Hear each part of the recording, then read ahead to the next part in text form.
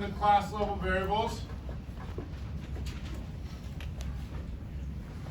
And we talked about how these are private because we don't want anybody to access them other than inside of this class. And we talked about a default value constructor.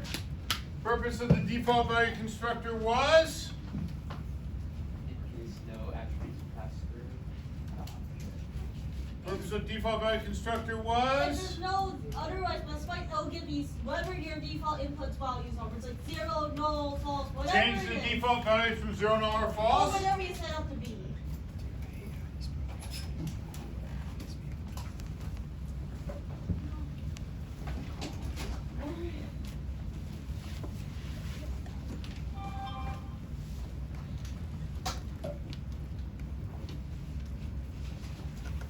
Okay.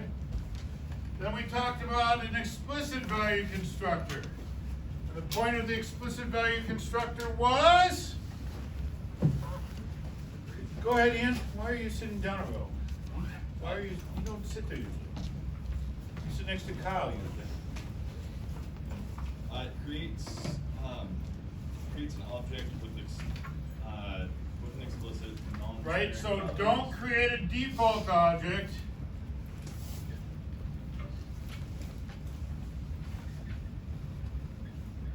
Instead,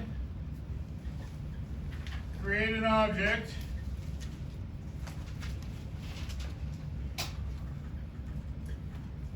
with explicit values for the attributes. And then we talked about how if I don't have any constructors, if I have no constructors, I get a default value constructor for free, right? So no constructors written.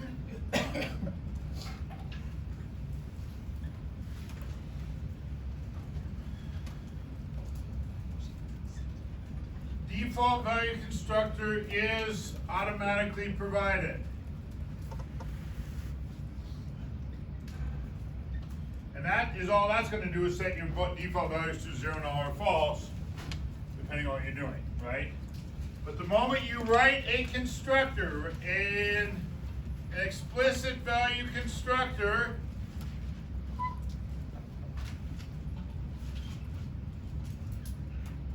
you no longer get a default constructor.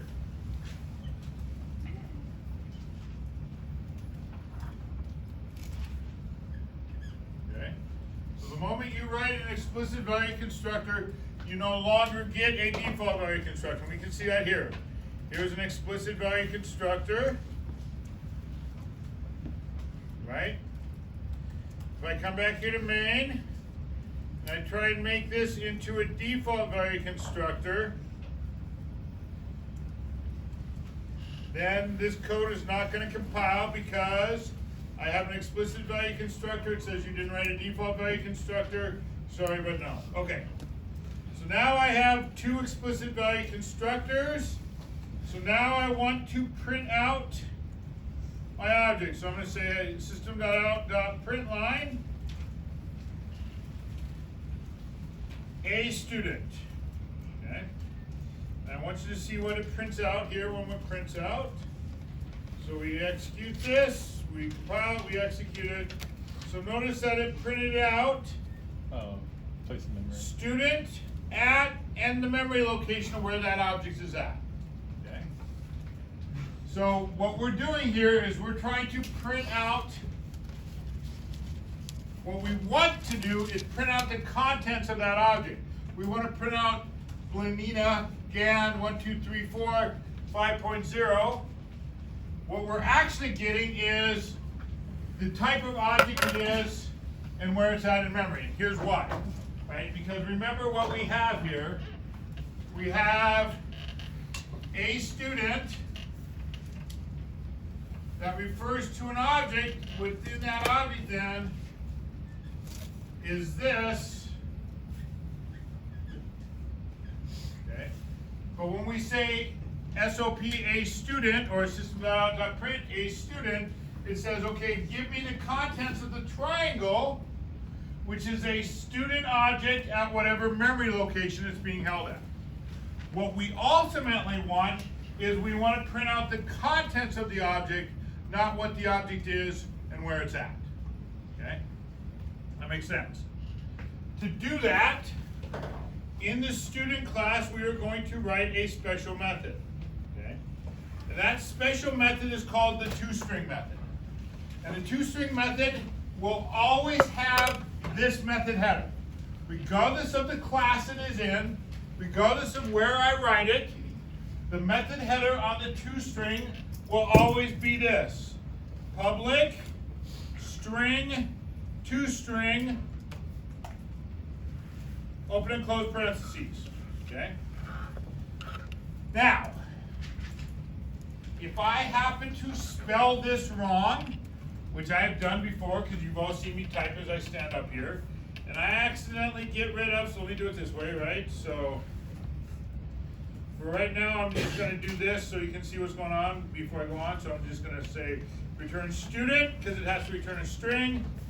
So now when I run this, right, notice that it says just return, gives me back the string student, which is what I returned. But notice what happens if I accidentally do that and I put toSting instead of toString. The code still compiles, but now it defaults back to student at whatever location, right?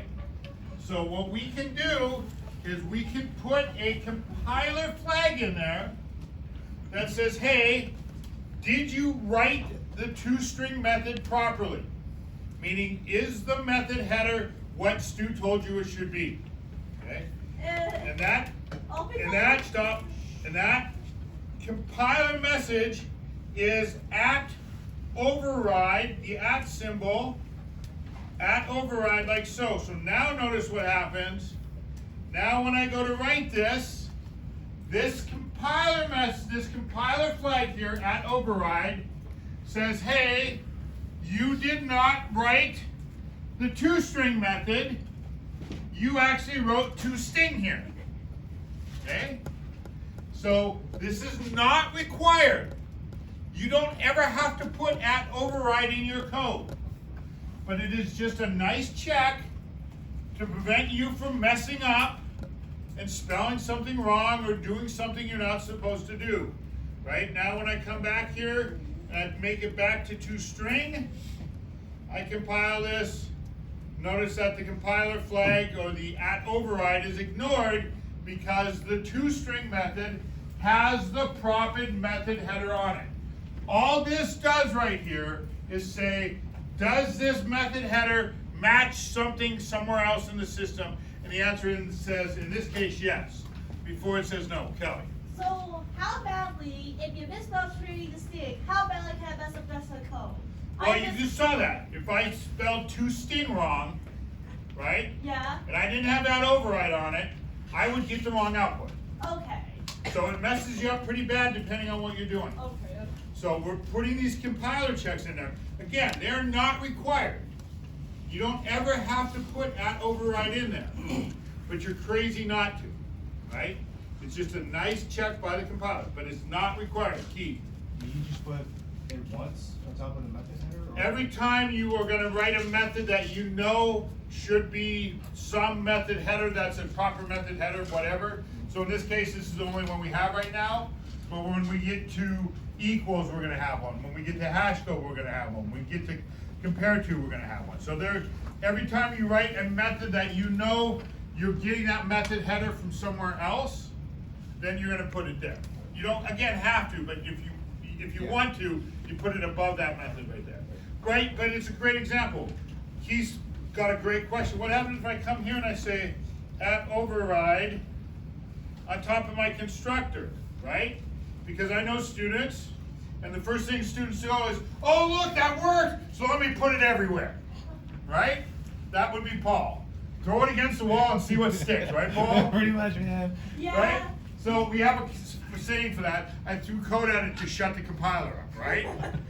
You don't want to do that though, because look what happens here. Hey, this method is not one that's going to be overwritten, so you can't put at override on top of a constructor. Paul. So why doesn't at override work on anything but the two-string and? Okay, so that's a equals? great question, Paul. Do you want me to give you the BS answer or do you want the real answer? I want both.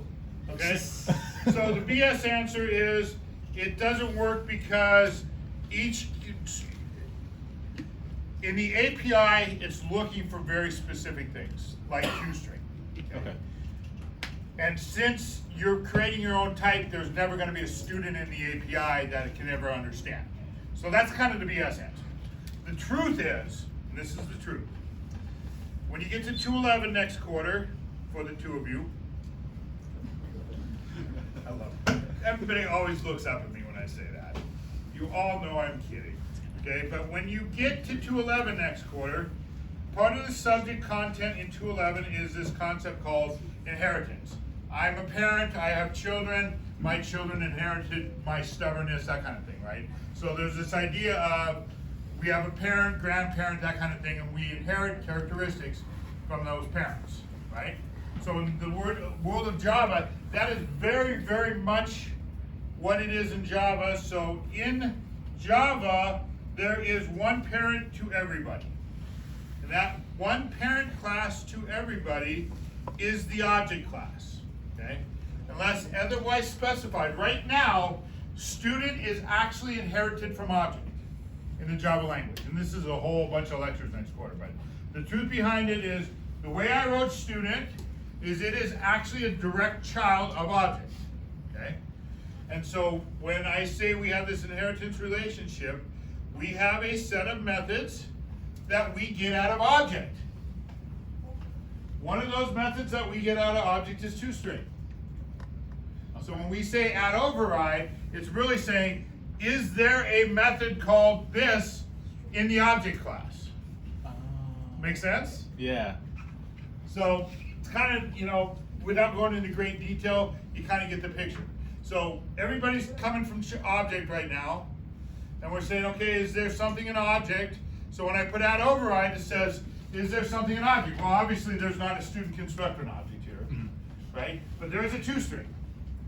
So when I put it on top of the two-string, it says, hey, yeah, that's not the exact same as I got out of here. And remember, all that does, all add override does is say, in your class you're writing, does your method header match this method header from object, right? And when I took the R out and made it two-string, it said, no, it doesn't, because it has an R in object and it doesn't have an R in your class. Make sense? Yeah. Yes, So that sir. means that you can do at override on any of these methods because they're all part of the object Yes, class? if you really, really wanted to. We will actually add override, in this class we'll add override this one, and this one. So we'll add override equals, hash code, and two-string. Jacob. What is hash code? So hash code is defined as a unique value that is repeatable. And so what you'll get to, and we did in this class, is two-dimensional arrays, right? So you can store stuff in two-dimensional arrays. You can store your grades in two-dimensional arrays. But did you all learn dictionaries in Python? No. Key value pair, you didn't learn dictionaries? Curly brackets? Right, in Python you did something like, D gets curly bracket, stu : 5 or 3 or whatever, right? Those are, yes. Those are called dictionaries, okay? Technically what they're really called is hash tables. Meaning, I'm not gonna put a bunch of stews in there when I have the value is, the key is stew. Think of a dictionary, right? You look up a word in a dictionary, like an actual paper dictionary.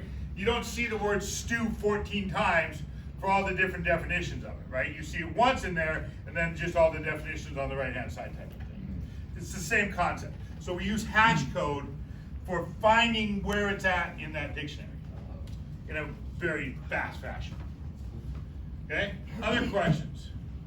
So override is kind of like, is this mean you have in here doable? No, override says, is this a method that is an object?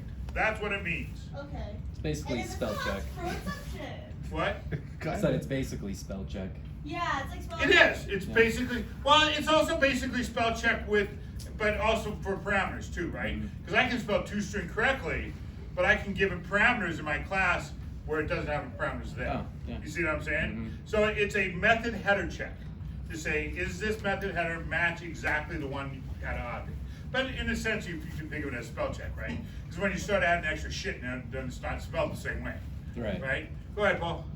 Does override check the parameters and we'll like fuck it up? It does. It absolutely does. Yeah, so we'll actually, a little bit later on, right now, equals has a parameter we'll worry about later. Hash code and toString don't have parameters, but again, if I come here and I put in here, right, string bread, this is gonna fail because it's gonna say, hey, look, in object, there is no toString that has a parameter in it. Don't care what the name is, there's just no toString that has a parameter in it.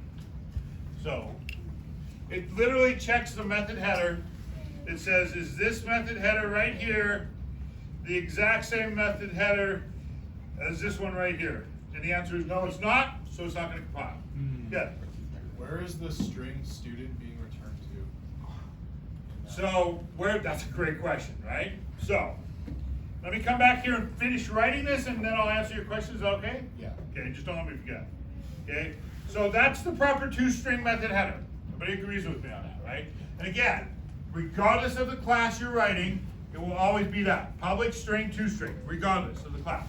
If we write a circle class in our homework, which we'll get on Monday, it'll be public string toString, open and close parentheses. Okay, don't care what the class is.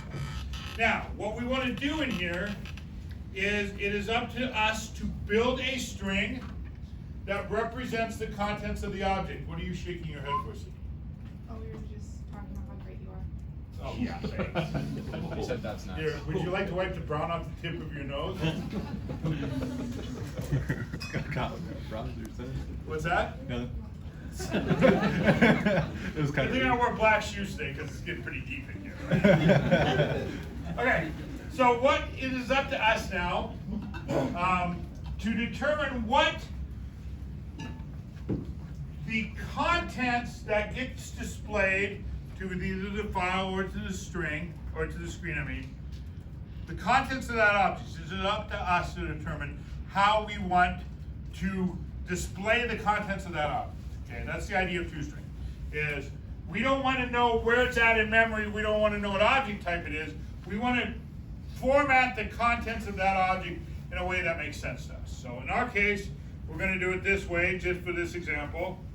We're going to say string str gets, double quotes, student, or I'm sorry, name, colon, double quotes, plus this dot name, plus the carriage return, ID, colon, double quotes, plus this dot ID, plus double quotes, carriage return, GPA, colon, double quotes, plus this dot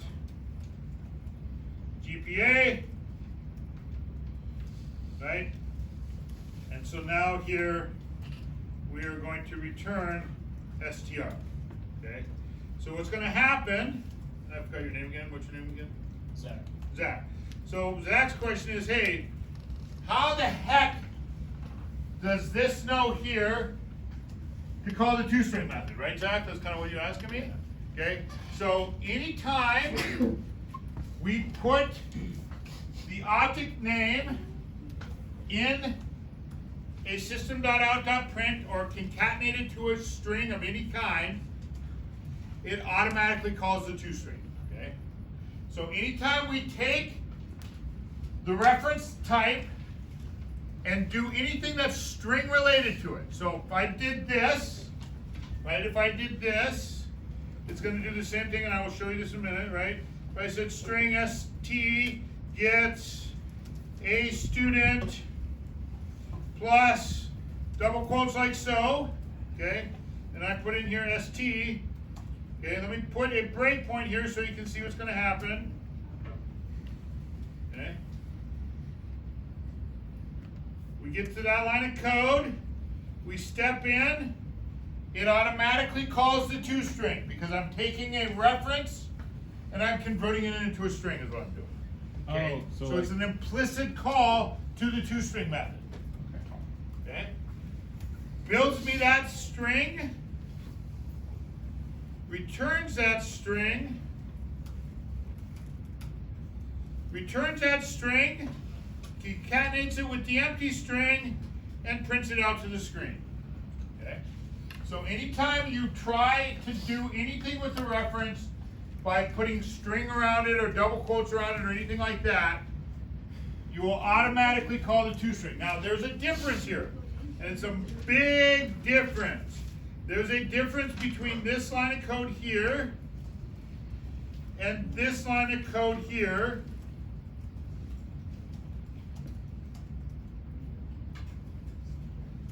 Right? If I were to say here system.out.println STT, what would print out? A student. A student literally as a string, right? Here I'm taking a reference, I'm converting it into a string, and then I'm taking that string from the toString method and printing it out to the screen. Okay? Those two are doing two very, very different things. This is calling the toString method behind the scenes. This is making a literal string called a student.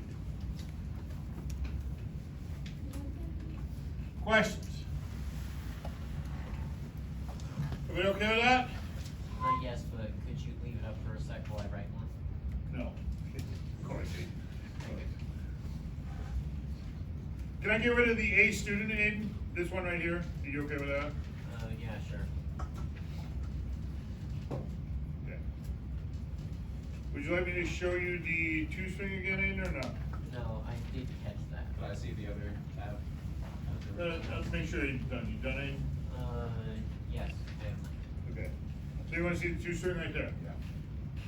And by the way, Kyle, I'm sure you probably see this. I actually don't need to declare this, right? I can just take this whole thing and put it right here. Because remember what happens, the return statement happens last. I build that string and then I return that everything back. Right? Yes, Calvin? Can you clarify on the classmate, what you just did with the string st and the quotes? So that will work when you run it? This will work when I run it. So what this will do is this will go to the toString method. This will build the object. This will call the toString method, add the empty string to it, and then that entire string will get stored in ST, and then we'll print that out to the screen. Okay, thank you. Other questions? Everybody feeling good? Feeling bad? Can we talk about the exam tomorrow? Yeah. Yes. Okay, so first of all, number one, our final exam is going to be on 16th. Thank you, Mar, for me having to have said it 8,000 times in class, and you're the only person that answered. March 16th, which is a Monday, and it's. That is correct. March 16th is a Monday. It is the last day of instruction for the quarter. Okay? We will not have a final during finals week. That means the exam will be less than an hour long. Unless you really want me to hold finals during finals week Wait. and have a 2-hour final. Wait, the final will also. Like that. Wait. The ultimate your final is completable within the hour, correct? Yes. Okay, good. Is it final cumulative? I'm sorry? I don't know. So that's a great question, Kyle. Is the final cumulative? And the answer is yes, because how do I have you do anything, like if I need you to check to see if the input's correctly, right? That we did that 3 weeks ago. Everything's kind of cumulative after each other, right? I mean, if I need you to make sure your number's in range, that's something we did on the last exam. Are you gonna see it again on this exam? Yes, absolutely, right? So. Okay, so it's like a second language class. Well, yeah, because, you know, how do I have you do something like, hey, write a constructor with preconditions and make sure the strings aren't null or whatever, without using the information you used from a prior type of thing, right? Just the way foreign languages work, I guess. Okay, so what was on our last exam? Does anybody remember? Anybody have their last exam with them? Nested if statements. We had some nested loops. I think the first thing we did after the exam was for loops. So we didn't have fours on our last exam, or we did? I think it was just while. No, Okay, yeah. so- While. Yeah, while and do while. We had do's and we had while. We had do while, right? And we had while. I'm still not too sure about the enhanced for loop. So there will be a for loop on here, but it won't be like a official for loop that, what's this for loop gonna print out to the screen kind of crap. It'll be, hey, I need you to fill this array with items in it. You're probably gonna use a for loop for that, right? I'm more focused on methods, files, and arrays. Okay? And then there will be a very basic DVC, EBC, two-string question on the exam. Okay? But I'm more focused on, I'm going to give you a Java program, right? Wait. A main. Yes. So two streams just take whatever I have and take whatever you guys is, convert this stuff into string cell, return this string to Jake as a string, do stuff with it. Correct. Okay. So I'm going to take and give you, there'll be some conceptual questions, right? Like maybe some true or false. You must put out override on a method header, right? True or false? False. False, right? Good conceptual question. And I know I talked about this in class, maybe I didn't, but I'm probably sure I did. We know if a method returns a value based on the call, right? How do we know if a method based on the call returns a value? There's three ways.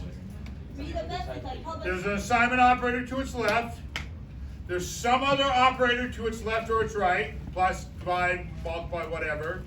Or it's part of another method call, right? So if I were to do something like this, int x gets, or double average gets some class dot calc average, and then I had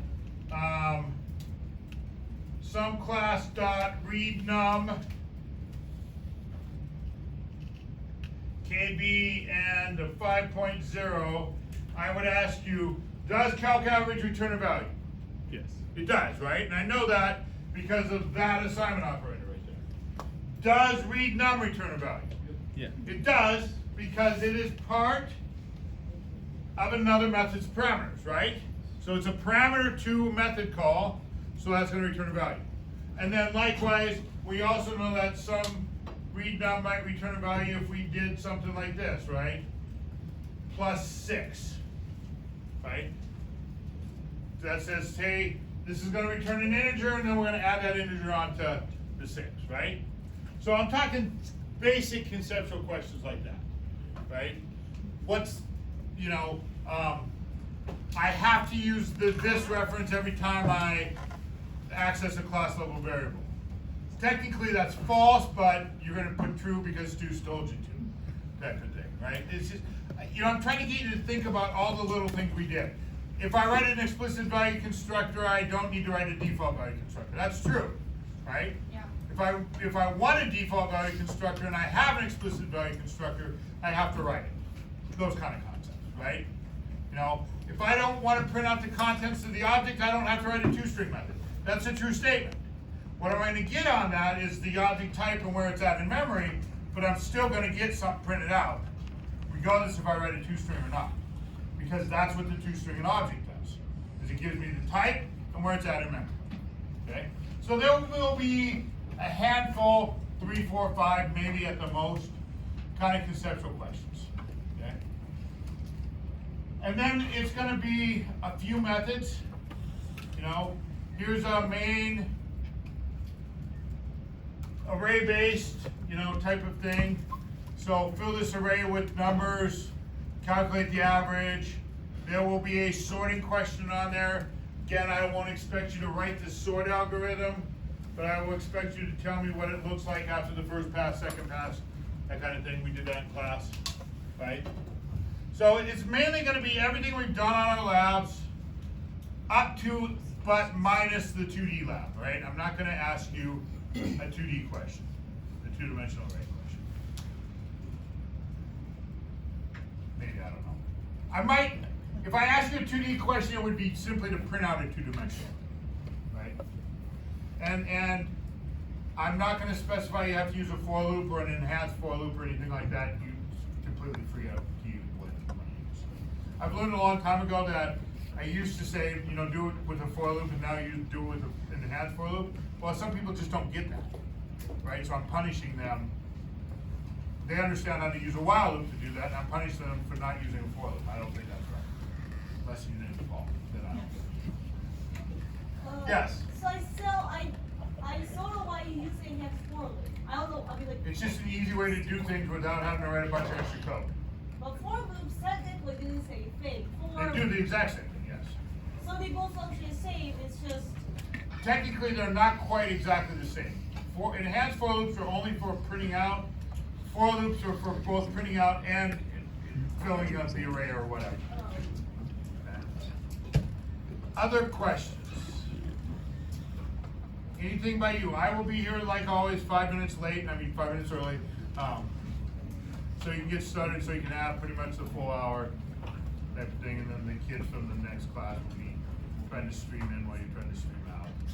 But it's really gonna be here's a main, write the code that goes for it. And I'll give you hints, right? You know, I just won't give you here's the main with the fill array method and not tell you what it does, right? But it'll be, you know, fill the array with integers, random numbers, whatever, type of thing. Returns the array, you know. Prompts the user to enter a number that's greater than 0 and creates an array of that size and fills the array with numbers from 0 to 100 inclusive, whatever, right? Pretty straightforward. If you've done anything on the last labs. The only thing I think about is printing out a 2D array, and that's just because I want you to think about in the inner for loop, if you're using an inner for loop, you need to say the array sub the row, because the row might be different sizes, right? Instead of just using the array length. Like array sub row dot length. Yeah, like array sub R or whatever it is, yeah. Other question, Carrot, you look so freaking bored today. I'm not bored, I'm just thinking. Tired? Yeah, kinda. I am too. My back is killing me. I don't know why. I'm carrying the weight of this class on my shoulder. X, how you doing, man? Good. You're talking so much in class OX, I can never get a word in, man. Gotta calm down. Sorry. Anything else? Any other questions? Now's your last chance. In regards to the files stuff that's going to be on the exam, Yes. is it just really like opening a file, reading from a file, closing a file? Probably accepting user input to search for a file? Not search to a file, but being able to like fill an array from a file, Okay. right? How to count the lines in the file, Okay. that kind of stuff, right? So if I want to fill an array of students, right, and their names on one line, their ID numbers on another line, how you can read those in and make a student object type of thing. Okay. Yeah. Typically, everything we do is going to be integers, right? Probably, just because it's easiest that way. How to reverse an array, that's another favorite question of mine, right? If I have this as an array,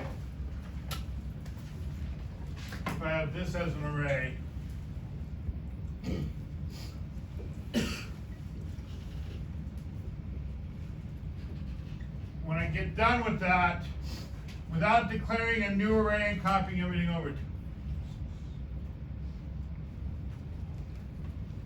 I want the array to be this, right? How can I reverse an array without making a new array, copying everything over, copying everything back, that kind of thing, right? So we don't have to like write this. We're gonna say like this program does this. No, I'm gonna say, here's an array, write the code to reverse the contents of that array without creating a new array. Oh. And that's where you use the sort method thing. No, not at all. Oh, wait, that's different. That's That's like. correct. No sorting at all for this. Well, for this, you want to like take the last value and then. I want to swap the 10 and the 70, the 20 and the 60, Yeah, the 30 and the 50, and the 40 with itself. Yeah. Yes, but I want to do it again without creating a new array. Go ahead, Paul. Would it matter if we just printed it out backwards? We just- I'm not printing it out backwards though. Fuck. I want to get it back so remember what happens. Anytime we do something in the method, it affects it back in main. So if I do this in a method called reverser, I get back from wherever the method's at, I print it out, it should print out in reverse order, Okay. right? Also, be very cognizant of me giving you the answers later on in the exam. Not kidding you. A lot of times I will give you a question on, here's some code and I need you to finish it off.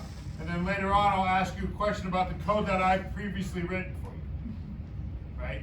And you will be surprised how many students cannot put together that I've already given you the answer in a previous problem with just giving you the question I'm asking you. Right? That's like strategy number one. What's that? Strategy number one, taking tests to see if they gave you the answer later. I've always wanted to do like the old age-old, read through the entire exam, and when you get to the bottom, you stand up, turn around, clap your hands, and turn the exam and get a 4.0 or something like that, Because students never read through the exam. They just start on question one typically, and they just start going very linear through the exam instead of looking through it and going, what questions can I do now? What are the low-hanging fruits, so to speak, what am I gonna get stuck on? But I will tell you for sure there is a main, and you have to write the methods for that main to do whatever. There's only 5 or 6 of them. It's not like you're writing 20 of them. But please, reading and following the directions will be very important on this exam.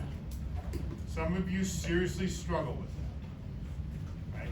Directions are just pieces of advisement, right? You don't actually need to follow them. Everything. Anything else? There's a big yawn by Garrett. I will see you tomorrow.